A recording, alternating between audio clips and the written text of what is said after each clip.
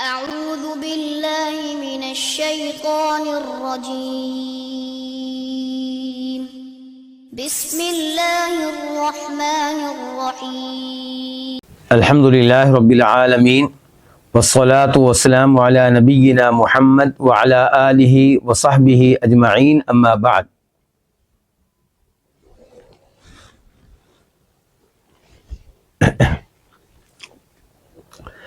آج ہم کتاب الفوائد کے ساتھ ہیں، جو امام ابن القیم رحمہ اللہ کی عظیم الشان محنت ہے، عظیم الشان تالیف ہے،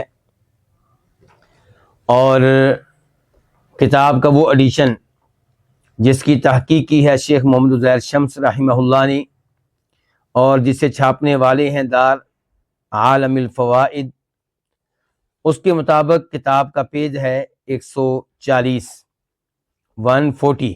صفحہ نمبر 140، اور جو دوسرا ایڈیشن ہے جس کی تحقیق کی ہے ڈاکٹر عبدالباسط المشہدانی نے، اس کے اعتبار سے صفحہ نمبر بنتا ہے 184 184۔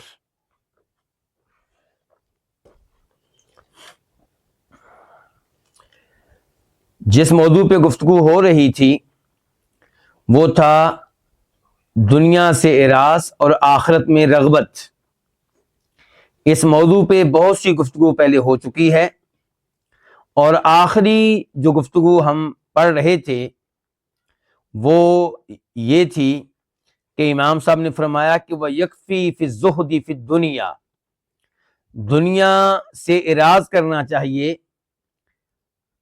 اس موضوع پہ کئی ایک آیات ہیں جو ہمارے لیے کافی ہیں، جو ہمارے لیے بہت ہیں۔ وہ آیات نمبر 1 سورہ شعراء سے تعلق رکھتی ہیں، ان کے اوپر گفتگو ہو چکی۔ نمبر 2 سورہ یونس سے تعلق رکھتی ہیں، ان پہ بھی گفتگو ہو چکی۔ نمبر 3 سورہ احقاف سے تعلق رکھتی ہیں، ان پہ بھی گفتگو ہو چکی۔ اور آج گفتگو ہوگی سورہ نازعات کی ان آیات پہ جن سے پتہ چلتا ہے کہ آخرت کی تیاری کرنی چاہیے اور دنیا سے اعراض کرنا چاہیے۔ دنیا اتنی لیں جو آخرت کمانے کے کام آئے، دنیا اتنی لیں جس سے دنیا میں زندگی گزر سکے، لیکن بہت زیادہ دنیا میں دلچسپی لینا حتیٰ کہ آپ آخرت کو بھول جائیں، قرآن کو بھول جائیں، نمازوں کو بھول جائیں، اللہ کے حقوق کو بھول جائیں، تو یہ بالکل غلط ہوگا۔ سورہ نازعات آیت نمبر 42 سے لے کے 46 تک، 42 سے لے کے 46 تک اللہ تعالیٰ فرماتے ہیں یسألونک عن الساعۃ ایان مرساہا، یہ آپ سے سوال کرتے ہیں، اور نبی علیہ الصلوۃ والسلام سے سوال کرنے والے لوگ کبھی تو سوال کیا کرتے تھے معلومات لینے کے لیے، اور کبھی سوال کیا جاتا تھا مذاق اڑانے کے لیے، آپ کی تکذیب کے لیے، آپ کی بات کو غلط قرار دینے کے لیے، اور کفار کا انداز یہی ہوا کرتا تھا جب آپ سے سوال کیا کرتے تھے۔ تو فرمایا یسألونک، یہ آپ سے سوال کرتے ہیں عن الساعۃ، کس موضوع پہ، کس کے بارے میں؟ قیامت کے بارے میں۔ کیا سوال ہے قیامت کے بارے میں؟ کہ ایان مرساہا، ایان کب، مرساہا اس کا وقوع ہوگا، کب اس کا قیام ہوگا، کب یہ آئے گی۔ فیم انت من ذکراہا، اس کے تذکرے کے بارے میں آپ کس چیز میں ہیں، یعنی کہ آپ کا کیا تعلق اس موضوع سے کہ قیامت کب آئے گی، یہ تو اللہ ہی جانتا ہے۔ آپ اگرچہ نبی ہیں، رسول ہیں، بلکہ نبیوں کے امام ہیں، لیکن اس چیز کا علم اللہ تعالی نے آپ کو بھی نہیں دیا، تو آپ سے کیوں سوال کرتے ہیں؟ یہ فیم انت من ذکراہا، آپ کس چیز میں ہیں اس کے تعلق سے، اس کے تذکرے کے تعلق سے۔ الی ربک منتہاہا، تیرے رب ہی کی طرف ہے، منتہاہا اس کی انتہا، یعنی کہ اس کے علم کی انتہا۔ کس کے علم کی؟ قیامت کے علم کی۔ یعنی کہ آپ پوچھیں جبریل علیہ السلام سے قیامت کب آئے گی، نہیں پتا، نبی علیہ السلام سے پوچھیں قیامت کب آئے گی، نہیں پتا. اور وہ حدیث آپ لوگوں کو یاد ہوگی، حدیث جبریل، جس میں یہ آتا ہے کہ جبریل علیہ السلام انسانی شکل میں آئے تھے اور انہوں نے آپ سے کئی سوالات کیے تھے. ایک یہ کہ اسلام کس کو کہتے ہیں، ایمان کس چیز کا نام ہے، اور دین کس کو کہتے ہیں، احسان کس کو کہتے ہیں، اور قیامت کب آئے گی. تو کیا کہا تھا نبی علیہ السلام نے، مل مسئول عنہا بعلم من السائل، کہ میں ہوا مسئول، یعنی کہ میں وہ ہوں جس سے سوال کر رہے ہیں آپ قیامت کے بارے میں، اور آپ ہیں سائل، سوال کرنے والے. تو اس قیامت کب آئے گی اس بارے میں میرا علم آپ سے زیادہ نہیں ہے، یعنی کہ نہ آپ جانتے ہیں قیامت کب آئے گی نہ میں جانتا ہوں. تو اس کا مطلب ہے کوئی فرشتہ نہیں جانتا قیامت کب آئے گی، کوئی جن نہیں جانتا قیامت کب آئے گی، کوئی انسان نہیں جانتا قیامت کب آئے گی. تو جس سے پوچھو وہ کہے گا اللہ اعلم. تو اس کے علم کی انتہا، یہ علم کہاں پہ جا کے رکتا ہے، اللہ کے پاس جا کے، اللہ کو پتا ہے. تو یہ ہے الی ربک منتہاہا، تیرے رب ہی کی طرف ہے اس کے علم کی انتہا. انما انت منذر من یخشاہا، آپ سے پوچھتے ہیں قیامت کب آئے گی، آپ کو کیا پتا، سوائے اس کے نہیں، آپ تو ڈرانے والے ہیں اس کو جو اس سے ڈر جائے. کس سے ڈر جائے، قیامت سے. یعنی کہ آپ قیامت کا وقت بتانے کے لیے نہیں آئے کہ کب آئے گی، کس سال آئے گی، آپ تو اسے ڈرانے کے لیے آئے ہیں، اور آپ ڈراتے رہیں، اپنا حق ادا کرتے رہیں. کأنہم یوم یرونہا لم یلبثوا الا عشیۃ او ضحاہا. آخری آیت کا ترجمہ اور تفسیر کرنے سے پہلے اب آپ یہ جان چکے ہوں گے کہ وہ سوال کیوں کرتے تھے، اصل میں مذاق اڑانے کے لیے، کہ کب سے تم کہہ رہے ہو قیامت آئے گی، کب آئے گی. گویا کہ کہنا چاہتے ہیں ہمارا اس کے اوپر کوئی یقین نہیں ہے، قیامت لانی ہے تو لے آؤ. اللہ تعالیٰ کہتے ہیں کأنہم یوم یرونہا، جس دن وہ اس کو دیکھیں گے، کس کو، قیامت کو. جب قیامت واقع ہو جائے گی تو کیا صورتحال ہوگی، کأنہم، گویا کہ وہ، لم یلبثوا، نہیں رہے، کہاں، دنیا میں، الا عشیۃ، مگر دن کا پچھلا پہر، او ضحاہا، یا پہلا پہر. جب قیامت آئے گی تو ان کو یوں لگے گا کہ ہم دنیا میں کتنا عرصہ رہے ہیں، دن کا کچھ حصہ، دن کا پچھلا حصہ، پچھلا پہر یا پہلا پہر، 3 گھنٹے 4 گھنٹے. جبکہ دنیا میں زندگی کتنی گزار کر آئے ہوں گے، 40 سال، 50 سال، 60 سال، 70 سال، 80 سال، 90 سال، 100 سال. تو یہ ہے حقیقت آپ کی دنیا کی. اللہ تعالیٰ کہہ رہے ہیں اس دنیا میں دل نہ لگاؤ، اس دنیا کو غنیمت جانو آخرت کمانے کے لیے، ورنہ جب آخرت واقع ہوگی تو دنیا آپ کو یوں لگے گا کہ جیسے آپ دنیا میں چند گھنٹے رہے ہیں، اس سے زیادہ نہیں رہے.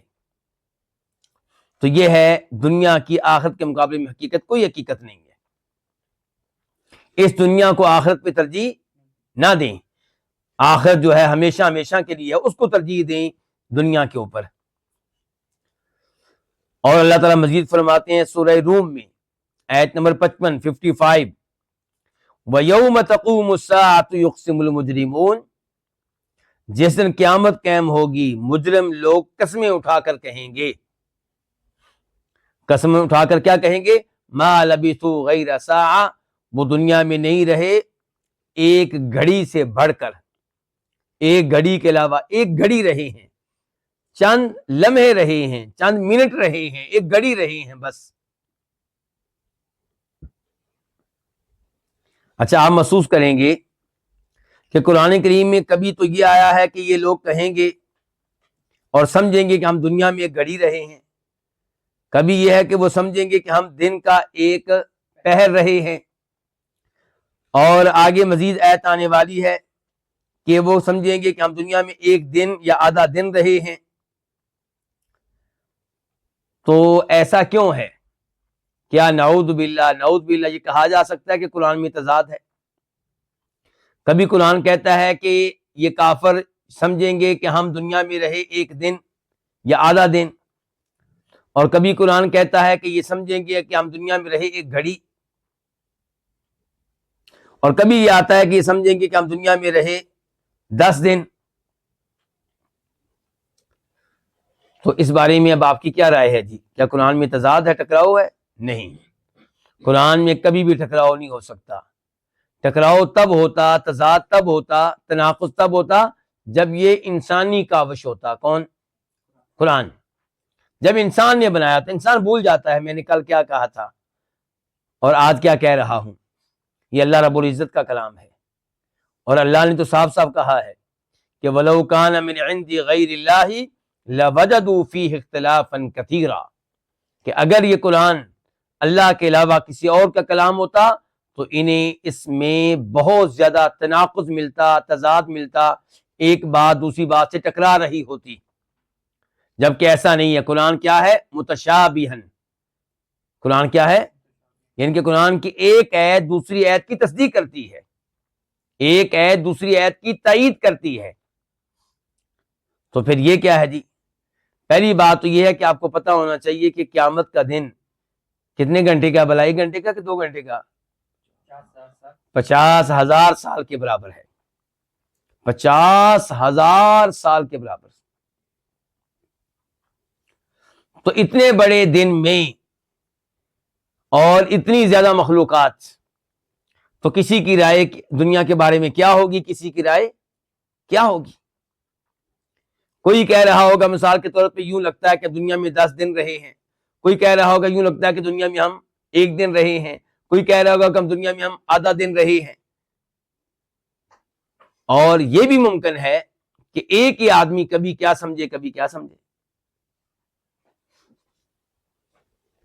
آج آپ سے پوچھ لیا جائے کہ آپ جس شہر میں پہلے رہے ہیں، جس ٹاؤن میں پہلے رہے ہیں، جس محلے میں پہلے رہے ہیں، جس گھر میں پہلے رہے، کتنا عرصہ رہے؟ کبھی آپ کہیں گے 10 سال، پھر کبھی کہیں گے آپ نہیں لگتا ہے شاید 9 سال رہے۔ تو یہ تو اللہ رب العزت نے تو ان کا کلام نقل کیا ہے، اللہ تعالیٰ نے یہ نہیں کہا کہ تم اتنا عرصہ رہے ہو۔ یہ کہنے والے کون ہیں؟ لوگ۔ تو جو لوگ کہیں گے اللہ نے بتا دیا، کبھی کیا کہیں گے کبھی کیا، یا یہ آدمی یہ مدت بتائے گا اور وہ آدمی دوسری مدت بتائے گا، تیسرا آدمی تیسری مدت بتائے گا۔ تو سورہ روم میں کیا کہہ رہے ہیں کہ یہ لوگ قسمیں اٹھا کے کہیں گے کہ وہ دنیا میں نہیں رہے مگر ایک گھڑی۔ یہ کہنے کا مقصد وہ یہ ہوگا کہ ہمیں دنیا میں اچھی طرح موقع نہیں دیا گیا عمل کرنے کا، تھوڑا سا عرصہ ہم رہے اور ہمیں اٹھا لیا گیا، ہمیں کوئی وہاں پہ موقع دیا جاتا توبہ کرنے کا، کوئی مہلت دی جاتی، کوئی سوچنے کا موقع ملتا، کوئی ہمیں سمجھانے والا ہوتا، تو پھر ہمارا حساب ہونا چاہیے تھا۔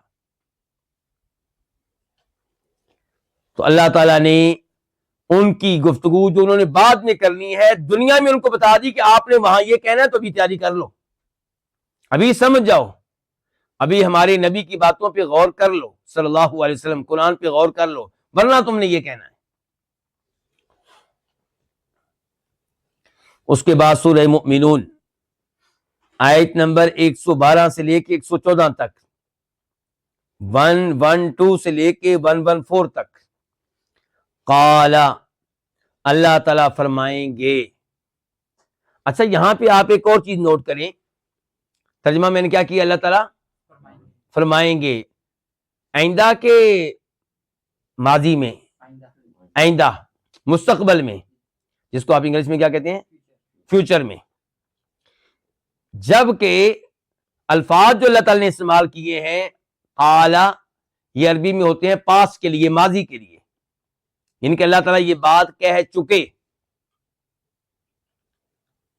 جبکہ اللہ نے یہ کہنا ہے روز قیامت والے دن اللہ کہیں گے ان لوگوں سے کہ تم زمین میں کتنا عرصہ رہ کر آئے ہو، دنیا میں کتنا عرصہ رہ کر آئے ہو۔ تو اس لحاظ سے یہاں پہ ہونا چاہیے تھا یقول، اللہ تعالیٰ کہیں گے،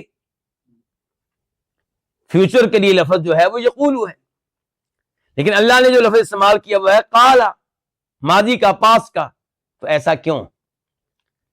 اللہ رب العزت نے جہاں جہاں پہ تذکرہ کیا ہے قیامت کے امور کا، آخرت کے امور کا، وہاں پہ اللہ تعالیٰ نے کئی دفعہ تذکرہ ہے فیوچر کا، مستقبل کا، الفاظ استعمال کیے ماضی کے، پاس کے، یہ پیغام دینے کے لیے کہ اے انسان، ان امور کا ہو جانا ایسے ہی یقینی ہے جیسے ان امور کا ہو جانا یقینی ہے جو ہو چکے ہیں۔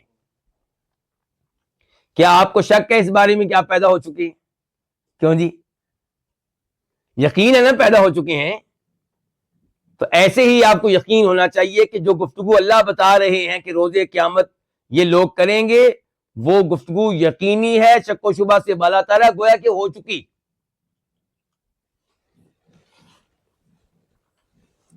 تو قال، اللہ تعالیٰ کہیں گے کم لبثتم فی الارض، تم کتنا عرصہ رہے زمین میں، دنیا میں، عدد السنین، سالوں کی گنتی کے اعتبار سے، سالوں کی گنتی کے اعتبار سے بتاؤ کہ تم زمین میں کتنا عرصہ رہ کر آئے ہو۔ قالو، وہ کہیں گے، اللہ نے یہاں پہ بھی لفظ استعمال کیا، وہ کون سا؟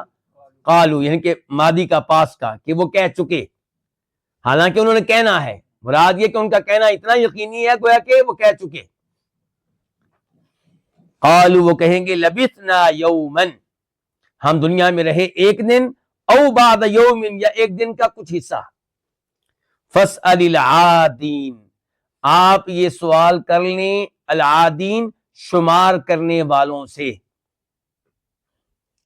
شمار کرنے والے کون ہیں انس بھائی؟ انس بھائی کا سوال اس لیے کیا تھا کہ ان کی نیند اڑ جائے۔ انس بھائی کسی زمانے میں توجہ سے درس سنا کرتے تھے، آج کل ان کی توجہ وہ نہیں ہے جو پہلے ہوا کرتی تھی۔ جی، سوال کریں کہ ان سے شمار کرنے والوں سے، کون بات ہے؟ فرشتے۔ یعنی کہ آپ یہ سوال فرشتوں سے کریں، ان کو صحیح پتا ہوگا کہ ہم دنیا میں کتنا عرصہ رہ کر آئے ہیں۔ عادین، شمار کرنے والے، جنہوں نے ہماری ایک ایک چیز کو شمار کر رکھا ہے، ہماری ایک ایک عمل کو شمار کر رکھا ہے، ہماری ایک ایک قول کو نوٹ کر رکھا ہے، ان کو پتا ہوگا کہ ہم کتنے دن رہ کر آئے، کتنے سال رہ کر آئے، کتنے مہینے رہ کر آئے۔ قال، اللہ تعالیٰ فرمائیں گے ان لبثتم، تم نہیں رہے ہو، کہاں؟ دنیا میں، الا قلیلا، مگر بہت کم، بہت کم۔ لو انکم کنتم تعلمون، کاش کہ تم جانتے ہوتے۔ کیا جانتے ہوتے؟ کہ دنیا قلیل ہے، دنیا عارضی ہے۔ کاش تم دنیا میں یہ بات سمجھ لیتے کہ دنیا عارضی ہے، دنیا فانی ہے، دنیا قلیل ہے، ختم ہونے والی ہے، اس کو زوال آنے والا ہے، اور تم اس کو آخرت پہ ترجیح نہ دیتے، آخرت کی فکر کرتے، قبر کی زندگی کی فکر کرتے، تو آج تمہیں یہ دن دیکھنا نہ پڑتا، یعنی کہ یہ صورتحال دیکھنا نہ پڑتی جو ابھی ہے تمہاری صورتحال۔ اچھا، یہاں پہ بھی ایک سوال اٹھتا ہے، اللہ تعالیٰ نے یہاں پہ کہا ہے ان کی تصدیق کرتے ہوئے کہ تم دنیا میں بہت تھوڑا عرصہ رہے ہو، اس میں کوئی شک نہیں ہے، جبکہ اللہ تعالیٰ فرماتے ہیں سورہ فاطر میں کہ وہ لوگ جہنم کی آگ میں چیخیں گے، چلائیں گے، وَهُمْ يَسْتَرِخُونَ فِيهَا رَبَّنَا أَخْرِجْنَا، اے ہمارے رب ہمیں جہنم سے نکال، کیوں؟ نعمل غیر الذی کنا نعمل، ہمیں نکال، دنیا میں بھیج، اب ہمیں عمل کرنے کا موقع دے، ہم اب ویسی حرکتیں نہیں کریں گے جیسی پہلے کرتے رہے، اب ہم کفر نہیں کریں گے جو پہلے ہم کرتے رہے، اب ہم وہ شرک نہیں کریں گے جو پہلے کرتے رہے، اب ہم توحید والی، نماز والی، فرائض و واجبات پہ عمل کرنے والی زندگی گزاریں گے، کبیرہ گناہوں سے دور رہنے والی زندگی گزاریں گے۔ تو اللہ تعالیٰ کیا کہیں گے وہاں پہ؟ اولم نعمرکم ما یتذکر فیہ من تذکر وجاءکم النذیر، کیا ہم نے تم کو اتنی زیادہ عمر نہیں دی تھی جس عمر میں تم نصیحت حاصل کرنے والے ہوتے تو حاصل کر لیتے، اور تمہارے پاس ڈرانے والے بھی آئے، نبی آئے، علماء آئے، تمہیں خبردار کیا گیا، وارننگ تمہیں ملی۔ اچھا، یہاں پہ اللہ تعالیٰ کہہ رہے ہیں کہ تم دنیا میں بہت کم عرصہ ٹھہرے ہو، وہاں پہ جب وہ کہیں گے ہمیں دنیا میں یا اللہ واپس بھیج، تو اللہ تعالیٰ کہیں گے ہم نے تم کو اتنی عمر نہیں دی تھی جس میں تم نے نصیحت حاصل کرنا ہوتی تو کر لیتے، اس کا مطلب ہے کہ زیادہ عمر دی تھی۔ تو اب ان دو ایتوں کا آپ کیا کریں گے؟ کیا ان دو ایتوں میں نعوذ باللہ تضاد ہے، تناقض ہے، ٹکراؤ ہے؟ دونوں آیتوں کا مطلب یہ ہے، جہاں پہ اللہ تعالیٰ کہہ رہے ہیں کہ ہم نے تم کو اتنی عمر نہیں دی تھی، اس کا مطلب یہ ہے کہ سدھرنے کے لحاظ سے، اپنی اصلاح کرنے کے لحاظ سے تمہیں بہت لمبی چوڑی زندگی دی تھی، 40 سال، 50 سال، 60 سال، 70 سال۔ اگر تم اپنی اصلاح کرنے والے ہوتے، توبہ کرنے والے ہوتے، اللہ کو راضی کرنے کی تمہیں فکر ہوتی، تو اتنی عمر کافی ہے جو ہم نے تم کو دے دی، مزید دینے کی ضرورت نہیں ہے۔ اور اگر دنیا کا مقابلہ کیا جائے آخرت سے تو پھر دنیا کیا ہے؟ قلیل ہے، کوئی حیثیت نہیں ہے اس کی۔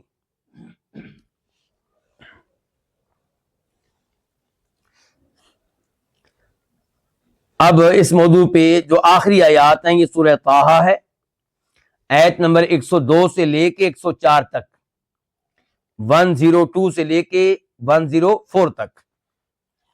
اللہ تعالیٰ فرماتے ہیں یوم ینفخ فی الصور، قیامت کا تذکرہ ہو رہا ہے اس سے پہلی آیات میں، تو اللہ تعالیٰ کہتے ہیں اس دن سور میں پھونکا جائے گا، سور میں پھونک ماری جائے گی۔ اچھا، ایک تو یہ ہے کہ سور کس کو کہتے ہیں؟ نبی علیہ الصلوۃ والسلام کی حدیث ہے، ابو داؤد شریف میں آئی ہے، السور قرن ینفخ فیہ، سور ایک سینگ کا نام ہے جس میں پھونک ماری جائے گی، اور وہ کس کے ہاتھ میں ہے؟ اسرافیل کے ہاتھ میں۔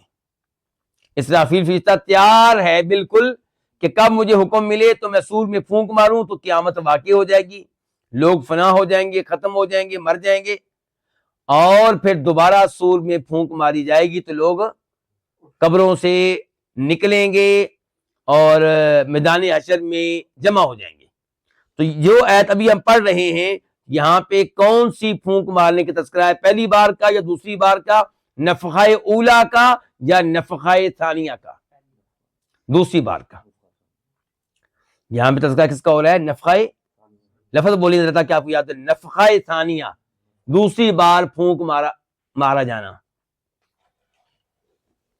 تو یوم ینفخ فی الصور، اس دن سور میں پھونک ماری جائے گی، وَنَحْشُرُ الْمُجْرِمِينَ، اور ہم اکٹھا کریں گے مجرموں کو۔ تو اس کا مطلب ہے نفخہ پھر کون سا ہوا؟ دوسرا ہوا۔ اور ہم اکٹھا کریں گے مجرموں کو یوم دن، اس دن، زرقا، اس حال میں کہ نیلے ہوں گے لوگ۔ کیا ہوں گے؟ نیلے ہوں گے، نیلی آنکھوں والے ہوں گے۔ زرقا یہ جمع ہے ازرق کی۔ اس کے دو معنی بیان کیے ہیں علماء تفسیر نے۔ پہلا معنی یہ ہے کہ ان کے جسم کا رنگ نیلا ہوگا، چہرہ نیلا ہوگا، اور اس سے مراد یہ ہے کہ سیاہ رنگ ہوگا۔ انتہائی نیلا رنگ ہو تو کیا کہیں گے اس کو؟ سیاہ رنگ، یہ مراد ہے۔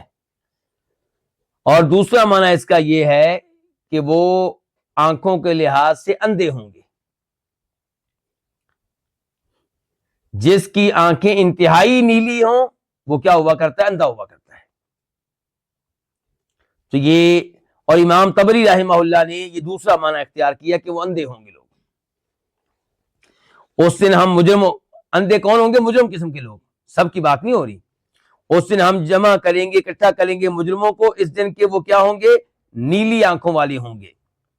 یتخافتون بینہم، آپس میں چپکے چپکے کہہ رہے ہوں گے، ان لبثتم الا عشرا، کہ تم نہیں رہے ہو دنیا میں مگر 10 راتیں، صرف 10 راتیں رہے ہو۔ نحن اعلم بما یقولون، ہم اچھی طرح جانتے ہیں اس کلام کو جو وہ اس موقع پہ کریں گے، ہم اچھی طرح جانتے ہیں اس گفتگو کو جو اس موقع پہ وہ کریں گے۔ اذ یقول امثلهم طریقۃ، جب کہے گا ان میں سے وہ شخص جو رائے کے لحاظ سے، اپنی رائے پیش کرنے کے لحاظ سے ان میں سے سب سے بہتر ہوگا، جو سب سے عقل مند ہوگا، وہ کیا کہے گا؟ ان لبثتم الا یوما، تم دنیا میں نہیں رہے ہو مگر صرف ایک دن۔ تو ان آیات سے، آخری آیات سے پتا چلا کہ کوئی ان میں سے کیا کہہ رہا ہے؟ 10 راتیں، اور کوئی کیا کہہ رہا ہے؟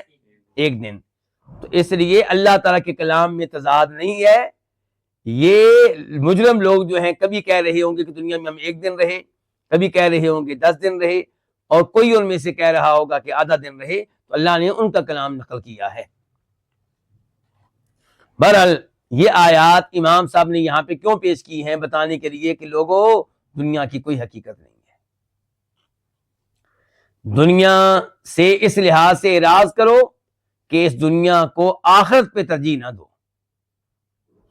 جب مؤذن کی اذان کی آواز آپ کے کانوں میں پڑ جائے تو اب اپنی شاپ کو بند کر کے مسجد میں نماز کے لیے آ جاؤ، آفس والوں سے چھٹی لے کے مسجد میں نماز کے لیے آ جاؤ، جیسے آپ اپنے دیگر امور کے لیے اپنے آفس سے چھٹی لیتے ہیں، یہ چھٹی جو ہے آپ کس کے لیے لیں؟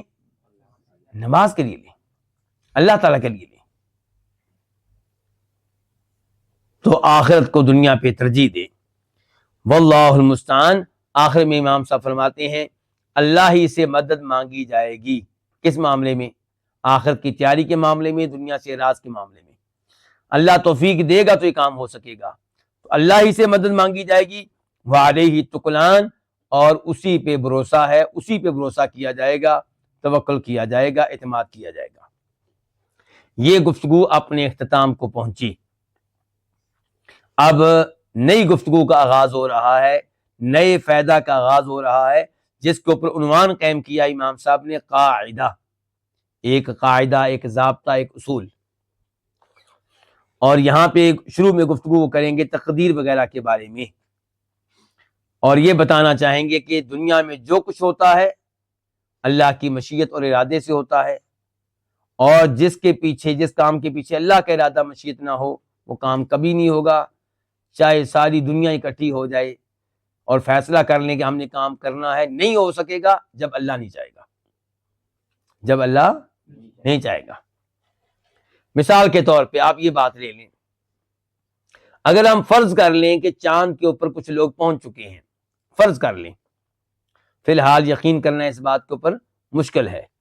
خود سائنسدان کچھ دعویٰ کرتے ہیں کہ ہم پہنچ چکے، دیگر سائنسدان کہتے ہیں کہ ہم سائنسی اصولوں کے مطابق ثابت کریں گے کہ وہاں تک کوئی نہیں پہنچا۔ بہرحال اگر مان بھی لیں تو انسان تو کب سے منصوبے بنا رہا ہے، کیا خبریں آتی ہیں جی ان قریب وہاں پہ آبادی قائم ہو جائے گی، گھر بنائے جائیں گے، لوگ رہنا شروع کر دیں گے، تو ابھی تک تو کچھ نہیں ہو سکا، کیونکہ اب تک اللہ نے نہیں چاہا، اللہ کا ارادہ نہیں ہے، اللہ کی مشیت نہیں ہے۔ ورنہ انسانوں سے پوچھا جائے تو کم از کم کافر سارے کے سارے کہیں گے کہ کل کی بجائے آج ہی وہاں پہ گھر بننا شروع ہو جانا چاہیے، رہائش کا بندوبست ہو جانا چاہیے، لیکن نہیں، کچھ نہیں کر سکتے۔ انسانوں سے پوچھیں تو وہ تو چاہتے ہیں کہ ہم مرنا نہیں چاہتے۔ انسان تو سب کا اتفاق ہوگا کہ ہماری زندگی میں اضافہ ہونا چاہیے، ہماری زندگی میں کیا ہونا چاہیے؟ کیا اضافہ کر سکیں؟ نہیں کر سکے۔ تو کہنے کا مطلب یہ کہ ہوتا وہی ہے جو اللہ چاہے۔ تو یہ کیا اللہ کی مشیت۔ اور آئندہ گفتگو پڑھنے سے پہلے یہ وضاحت کر دوں کہ آپ نے ہمیشہ فرق کرنا ہے اللہ کی مشیت میں اور اللہ کی رضا میں۔ میں اور آپ نماز پڑھیں، یہ اللہ تعالیٰ کی کیا ہے؟ رضا۔ اللہ تعالیٰ پسند کرتے ہیں، اللہ تعالیٰ راضی ہوتے ہیں جب ہم نماز پڑھیں۔ اور جب ہم گناہ کرتے ہیں تو اس کے پیچھے اللہ تعالیٰ کی رضا نہیں ہے، لیکن اللہ تعالیٰ کا ارادہ ہے، اللہ کی مشیت ہے۔ کیا مطلب؟ اللہ کے اذن سے ہی ہر کام ہوتا ہے، اللہ کی مشیت سے ہر کام ہوتا ہے۔ یہ ممکن نہیں ہے کہ کوئی اللہ کو بے بس کر کے وہ کام کر لے جو اللہ کا ارادہ یہ ہو کہ کام ہونا ہی نہیں چاہیے۔ ایک یہ ہے کہ اللہ راضی نہیں ہے، ایک یہ ہے کہ اللہ کہتے ہیں کام ہونا ہی نہیں چاہیے، پھر بھی کوئی کر لے۔ دنیا میں ایک کام بھی ایسا نہیں ہو سکتا۔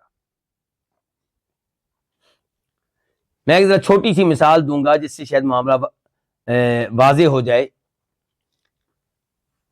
ہر والد جو مسلمان ہے، توحید کے اوپر ہے، نماز روزے کا اہتمام کرنے والا ہے، وہ چاہتا ہے کہ میری اولاد بھی توحید کے اوپر ہو، نماز روزے کا اہتمام کریں، واجبات پہ عمل کریں، کبیرہ گناہوں سے دور رہیں۔ کیا اس کا یہ ارادہ، اس کی یہ مشیت نافذ ہوتی ہے عملی طور پہ؟ یعنی کہ اس کو عملی شکل ملتی ہے؟ نہیں ملتی۔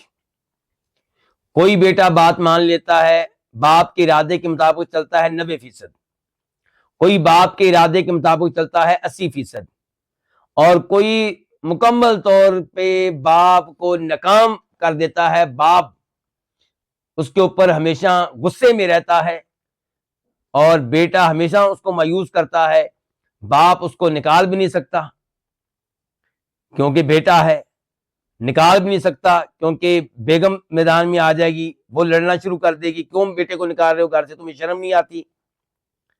تو کہنے کا مطلب ہے 100 ایسی چیزیں ہیں جن کی وجہ سے بیٹے کو نکال نہیں سکتا گھر سے، جبکہ اس کا بیٹا اس کے ارادے اور مشیت کے خلاف گھر میں رہ رہا ہے۔ باپ چاہتا ہے کہ یہ رات کو 10 بجے کے بعد موبائل استعمال نہ کیا کرے، نیٹ استعمال نہ کیا کرے، اور وہ کر رہا ہے۔ یہ اس کا ارادہ ہے کہ نہ کرے، لیکن اس کا ارادہ یہاں پہ کیا ہو رہا ہے؟ ناکام۔ تو اللہ کا ارادہ اس طرح ناکام ہو جائے ممکن ہی نہیں ہے۔ نیکی ہو رہی ہے یا گناہ ہو رہا ہے، اللہ کے ارادے اور مشیت سے ہو رہا ہے۔ ابلیس نے بھی جو حرکتیں کر رہا ہے اس کے لیے پہلے اللہ سے اجازت مانگی تھی نا، یا اللہ مجھے پھر اجازت دے، قیامت تک مجھے اجازت دے کہ میں اپنا کھیل کھیل سکوں۔ اللہ نے کہا ٹھیک ہے، تو چھٹی ہے۔ تو ایسا نہیں ہے کہ اللہ تعالیٰ ابلیس کو روکنا چاہیں اور روک نہ سکیں، ایسا نہیں ہے، لیکن کیا ابلیس کی حرکتوں پہ اللہ راضی ہے؟ راضی نہیں ہے۔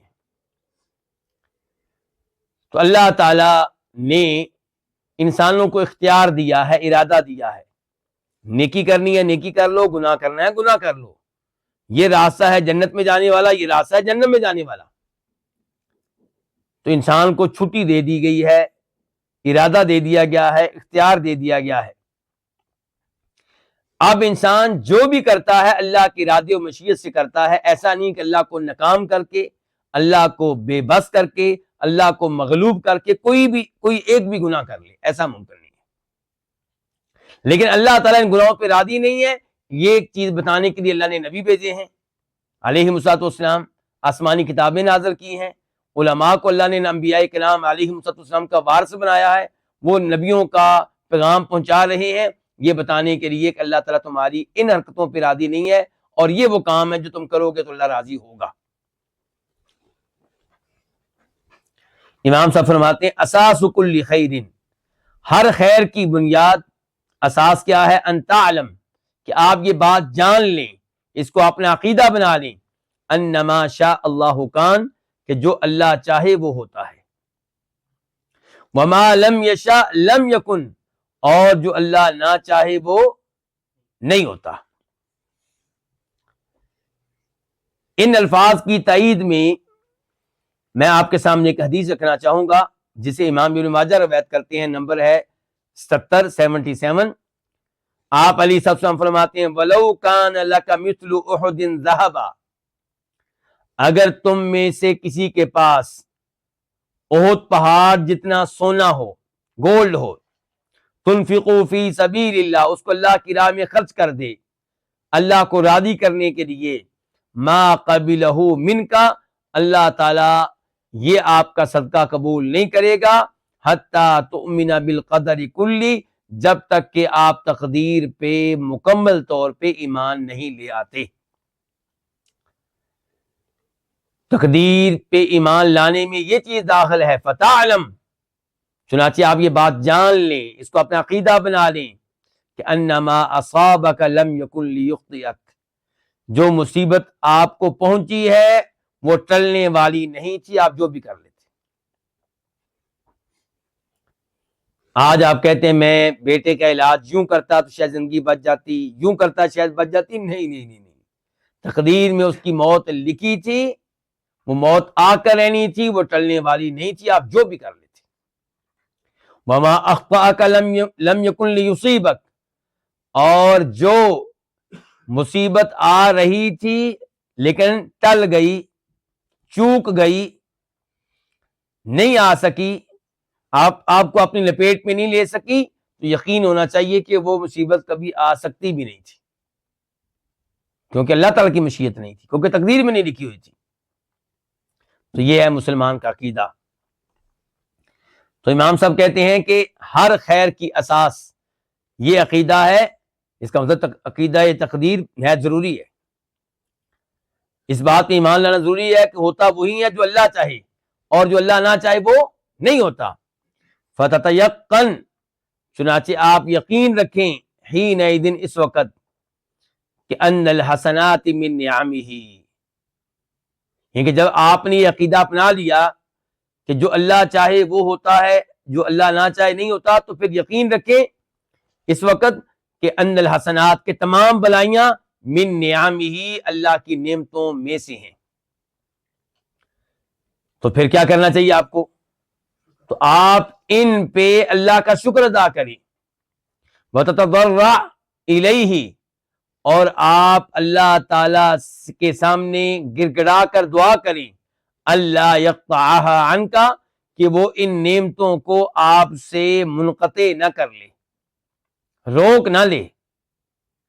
اللہ سے دعا کیا کریں، اللہ کا شکر ادا کیا کریں، اور اللہ سے دعا کیا کریں کہ یا اللہ یہ نعمتیں جاری ہو، ساری رہیں. وَأَنَّ السَّيِّئَاتِ، اور اس بات پہ بھی یقین رکھیں کہ تمام برائیاں من خذلانہ وعقوبتہ، اللہ کی طرف سے خذلان کا نتیجہ ہیں اور اللہ تعالیٰ کی طرف سے سزا کا نتیجہ ہے.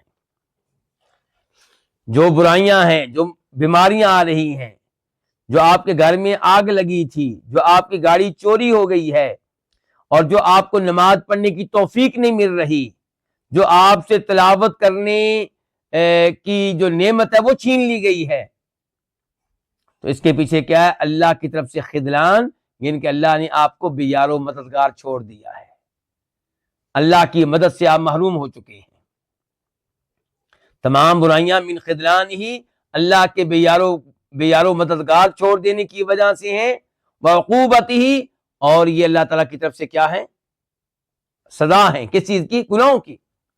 وما اصابکم من مصیبت فبما کسبت ایدیکم ویعفو عن کثیر، تمہارے اوپر جو بھی مصیبت آتی ہے تمہارے گناہوں کی وجہ سے آتی ہے، اور اللہ تمہارے بہت سے گناہوں کو نظر انداز کر دیتا ہے. جب مصیبت آئے پھر یہ نہ کہیں کہ کہاں سے آئی. آپ کے گناہ کوئی تھوڑے نہیں ہیں، اتنے معصوم نہ بنا کریں کہ جناب جی میں تو صدقہ کرتا ہوں، میں تو نماز پڑھتا ہوں، اور بھائی تمہاری نگاہ صرف 4 نیکیوں پہ ہے، جو 100 گناہ کرتے ہو اس کی طرف تو نہیں دیکھتے ہو. جو 4 واجبات ادا کرتے ہو ان پہ نگاہ ہے، جو 25 واجبات ادا نہیں کرتے ہو اس کا ذمہ دار کون ہے؟ تو اگر آپ پہ مصیبتیں آ رہی ہیں، اگر آپ گناہ پہ گناہ کیے چلے جا رہے ہیں، تو یہ آپ کے گناہوں کی سزا ہے، اور یہ اس بات کی دلیل ہے کہ اللہ نے آپ کو چھوڑ دیا ہے. فَلَمَّا زَاغُوا أَزَاغَ اللَّهُ قُلُوبَهُمْ، جب وہ لوگ ٹیڑھے راستے پہ چلے اللہ نے ان کے دلوں کو ٹیڑھا کر دیا. تو اب پھر کیا کریں؟ فرمایا اب آپ اللہ تعالیٰ کی طرف کیا کریں؟ اللہ سے گڑ گڑا کر دعا کریں. پہلے کہا تھا گڑ گڑا کر دعا کریں کس موقع پہ؟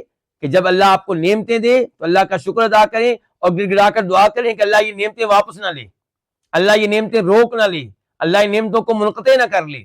اب کہہ رہے ہیں کہ آپ کو یہ بھی پتا ہونا چاہیے کہ یہ جو برائیاں ہیں یہ اللہ تعالیٰ کے بے یار و مددگار چھوڑ دینے کی وجہ سے ہیں، اور اس کی سزا ہے. تو اب آپ کیا کریں؟ ایک دفعہ پھر اللہ سے رجوع کریں، گڑ گڑا کر اللہ سے دعا کریں، ان یحول بینک و بینہا، کہ اللہ تعالیٰ آپ کے مابین اور ان برائیوں کے مابین حائل ہو جائے، رکاوٹ بن جائے، یعنی کہ آپ کو اللہ تعالیٰ یہ گناہ نہ کرنے دے، آپ کے اللہ اس مصیبت کو نہ آنے دے. ولا یکلک، اور دعا میں یہ بھی کریں کہ اللہ تعالیٰ آپ کو سپرد نہ کر دے فی فعل الحسنات، نیکیاں سر انجام دینے کے معاملے میں، وترک السیئات، اور گناہ ترک کر دینے کے معاملے میں آپ کو آپ کے اپنے نفس کے حوالے نہ کر دے، آپ کو آپ کے نفس کے سپرد نہ کر دے.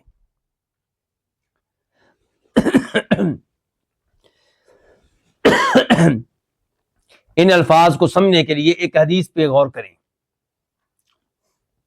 ابو داؤد شریف کی حدیث ہے، نمبر ہے 5090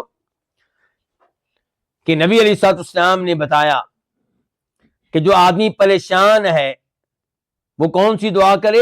فرمایا یہ دعا کری، اللہم رحمتک ارجو فلا تکلنی الی نفسی طرفۃ عین واصلح لی شأنی کلہ لا الہ الا انت، کہ اللہ میں تیری رحمت پہ ہی امید لگائے ہوئے ہوں. کس پہ امید لگائے ہوں؟ تیری رحمت پہ نہیں، تیری رحمت ہی پہ. اے اللہ میں تیری رحمت پہ ہی امید لگائے ہوئے ہوں.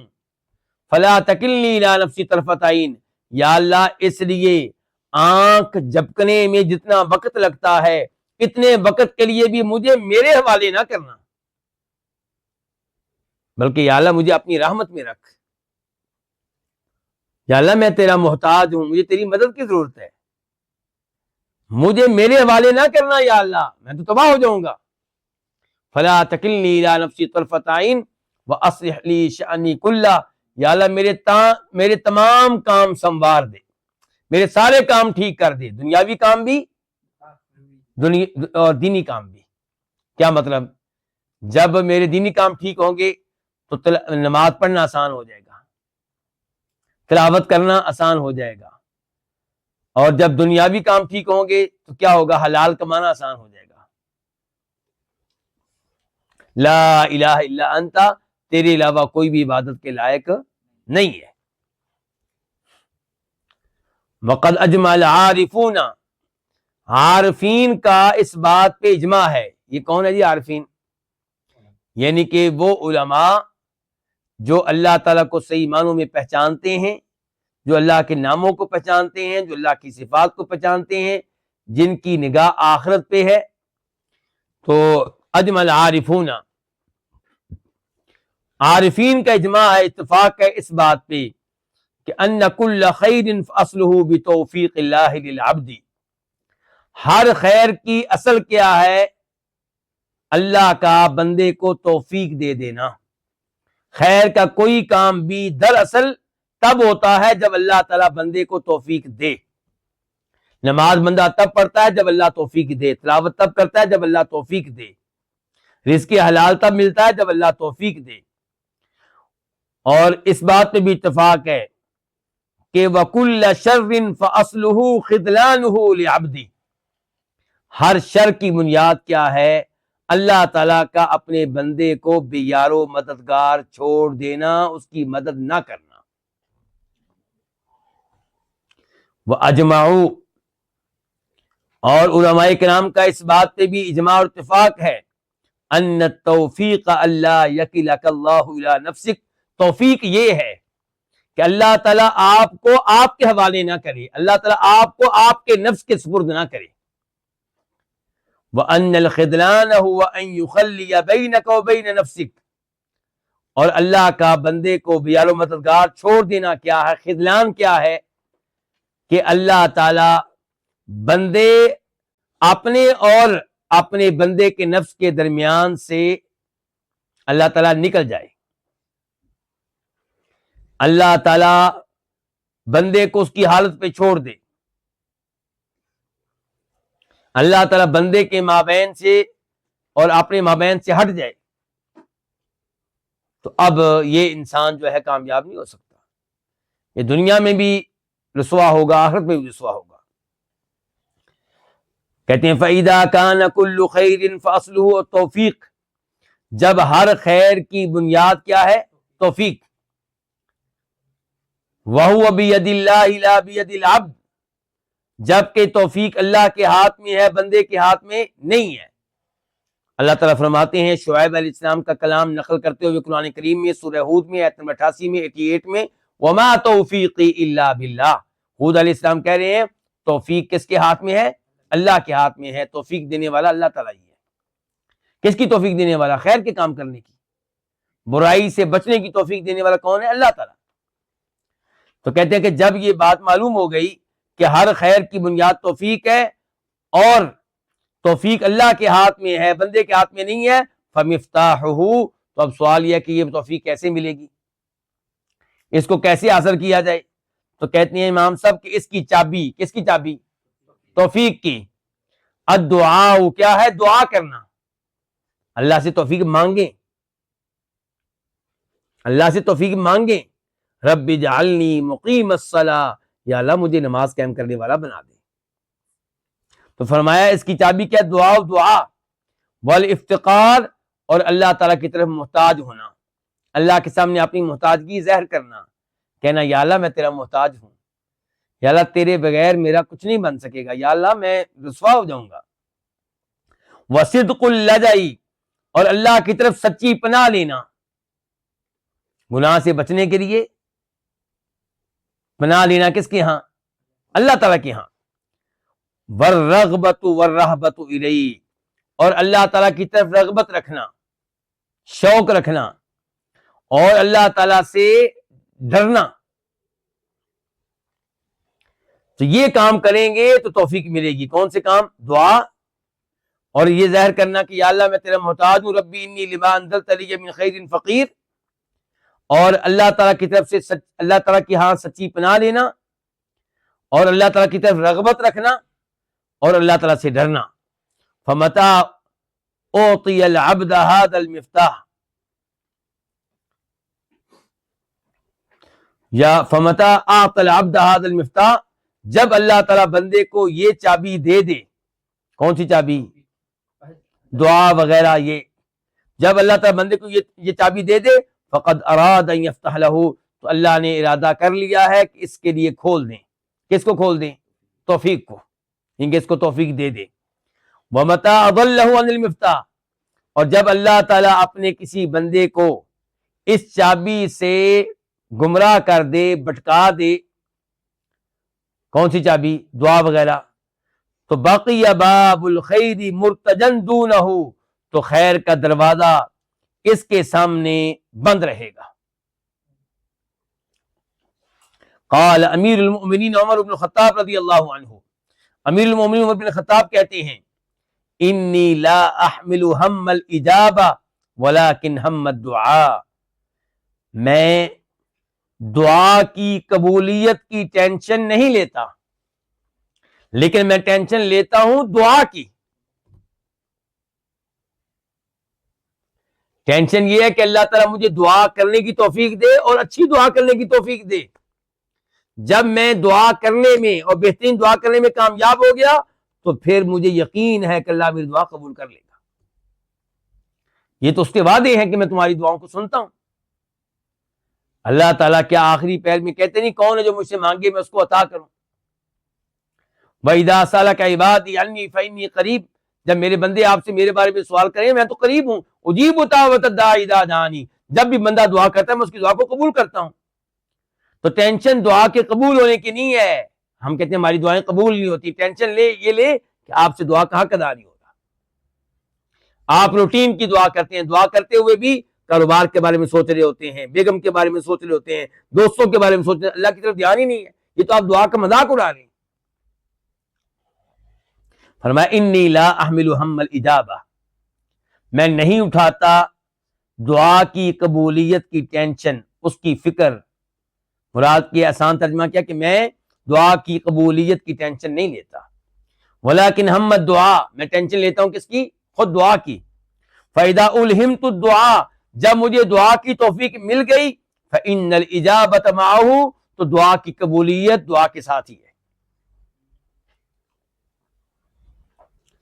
وَعَلَى قَدْرِ نِيَّةِ الْعَبْدِ وَهِمَّتِهِ وَمُرَادِهِ وَرَغْبَتِهِ فِي ذَلِكَ یکون توفیقہ سبحانہ اعانتہ، بندے کی نیت کی مقدار کے پہ، یعنی کہ جتنی کو بندے کی نیت ہوگی، بندے کی نیت، و ہمتہ اور اس کی ہمت، و مرادہ اور اس کی مراد، و رغبتہ اور اس کی رغبت، فی ذالک اس میں جس قدر بندے کی نیت ہوگی، اس کی ہمت ہوگی، اس کی مراد ہوگی، اس کی رغبت ہوگی، اس کے مطابق یکون توفیقہ سبحانہ، اللہ تعالیٰ کی طرف سے اس کو توفیق ملے گی، وَإِعَانَتُ اللہ تعالیٰ کی طرف سے اس کو مدد ملے گی۔ فَالْمَعُونَةُ مِنَ اللَّهِ تَنزِلُ عَلَى الْعِبَادِ، بس اللہ کی مدد بندوں پہ نازل ہوتی ہے، عَلَى قَدْرِ ہِمَمِهِمْ وَثَبَاتِهِمْ وَرَغْبَتِهِمْ وَرَحْبَتِهِمْ، ان کی ہمتوں کے مطابق، اور ان کی ثابت قدمی کے مطابق اور ان کی رغبت کے مطابق اور ان کے ڈر کے مطابق. جس قدر بندہ بلند ہمت ہوگا اور اللہ تعالی میں رغبت رکھنے والا ہوگا، اللہ سے ڈرنے والا ہوگا اور اس معاملے میں اس میں استقامت ہوگی، اسی قدر اللہ تعالیٰ کی مدد اس پہ نازل ہوگی. والخذلان ينزل عليهم على حسب ذلك، اور اللہ تعالیٰ کی طرف سے خذلان یعنی کہ اللہ تعالیٰ کا اس بندے کو بے یار و مددگار چھوڑ دینا، اس کی مدد نہ کرنا، یہ چیز بھی ينزل علیہم بندوں پہ نازل ہوتی ہے علی حسب ذلك، اس کے مطابق. فاللہ سبحانہ احکم الحاکمین، پس اللہ تعالیٰ تمام فیصلہ کرنے والوں میں سے سب سے بہتر فیصلہ کرنے والا ہے اور تمام علم رکھنے والوں میں سے سب سے زیادہ علم رکھنے والا ہے. یضع التوفیق فی مواضعہ اللائقۃ بہ، وہ توفیق کو رکھتا ہے ان مقامات پہ جو توفیق کے لائق ہوتے ہیں. ان کہ اللہ توفیق انہی بندوں کو دیتا ہے جو اس لائق ہوتے ہیں کہ ان کی توفیق دی جائے، ان کی مدد کی جائے. اللہ توفیق ان کو دیتا ہے، مدد ان کی کرتا ہے جو اللہ کی مدد و توفیق کے لائق ہوتے ہیں. یعنی کہ بتانا یہ چاہتے ہیں اللہ تعالیٰ کی توفیق اندھی نہیں ہے، بلکہ اس کے پیچھے کیا ہوتا ہے؟ اللہ تعالیٰ کا علم ہوتا ہے. اللہ تعالیٰ جانتے ہیں کس کو توفیق دینی ہے، کون توفیق کے لائق ہے اور کس کو توفیق نہیں دینی. اللہ بہترین فیصلہ کرنے والے ہیں کیونکہ وہ احکم الحاکمین ہے اور وہ عالم العالمین ہے. وہ رکھتا ہے توفیق کو ان مقامات پہ جو اس توفیق کے لائق ہیں، یعنی کہ ان بندوں کو توفیق دیتا ہے جو توفیق کے لائق ہیں. والخذلان فی مواضع اللائقۃ بہ، اور وہ رکھتا ہے خذلان کو یعنی کہ عدم توفیق کو، عدم تعاون کو، بے یار و مددگار چھوڑ دینے کو کہاں رکھتا ہے؟ ان مقامات پہ جو اس کے لائق ہے. یعنی کہ اللہ تعالیٰ اپنی توفیق سے ان کو محروم کرتا ہے جو اللہ کی توفیق سے محروم ہونے کے لائق ہوتے ہیں. وَهُوَ الْعَلِيمُ الْحَكِيمُ، اور وہ کامل علم والا ہے، کمال حکمت والا ہے. کسی کو توفیق دیتا ہے تو اس کے پیچھے کوئی حکمت ہے، کسی کو توفیق سے محروم رکھتا ہے اس کے پیچھے حکمت ہے، کسی کو توفیق دیتا ہے اس کے پیچھے اس کا علم ہے، کسی کو توفیق نہیں دیتا ہے اس کے پیچھے بھی اس کا علم ہے. وَمَا أُوتِيَ مَنْ أُوتِيَ إِلَّا مِنْ قِبَلِ إِضَاعَةِ الشُّكْرِ وَإِهْمَالِ الْإِفْتِقَارِ وَالدُّعَاءِ، اور جس کے ساتھ جو بھی توفیق سے محروم کیا گیا، جو بھی کیا کیا گیا؟ توفیق سے محروم کیا گیا، اور جس پہ بھی خذلان آئی یعنی کہ اللہ کی طرف سے عدم توفیق جس کو ملی، عدم تعاون جس کو ملا، وہ کیوں ملا؟ اس لیے کہ اس نے اللہ کا شکر ادا نہیں کیا اللہ کی نعمتوں پہ. من قبل اضاعۃ الشکر، اللہ کا شکر ضائع کر دینے کی جانب سے یہ عذاب آیا ہے. کون سا عذاب آیا کہ اللہ کی توفیق سے محرومی ملی ہے، اللہ کے تعاون سے محرومی ملی ہے.